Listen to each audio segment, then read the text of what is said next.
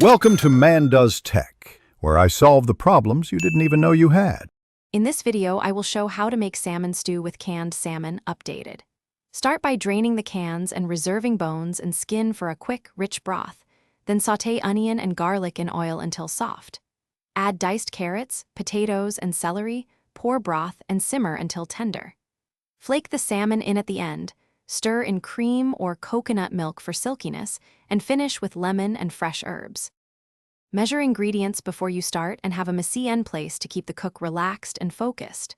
Chop onion, carrot, potato, and celery into similar sizes so they finish together, and mince garlic and parsley.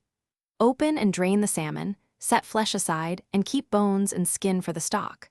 Warm your pot, sweat aromatics gently, then add vegetables and liquid, simmering until everything is fork tender and aromatic. If you're finding this video helpful, please subscribe and like so I can keep sharing easy meals. Quick recommendation: the Echo Dot smart speaker makes cooking more fun with hands-free timers, step prompts, and your favorite playlists while you chop.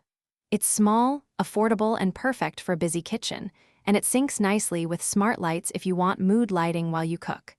Check the description for the link and other deals. Now let's get back to the video.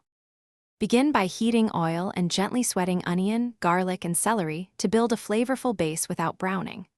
Stir in diced potatoes and carrots, then pour in enough broth to cover, bringing it to a gentle simmer. Cook until vegetables yield to a fork, then lower heat and fold in the flaked salmon and cream or coconut milk to warm through. Adjust seasoning with salt, pepper, and lemon to brighten and balance flavors. Thanks for watching. If you found this helpful, don't forget to like and subscribe.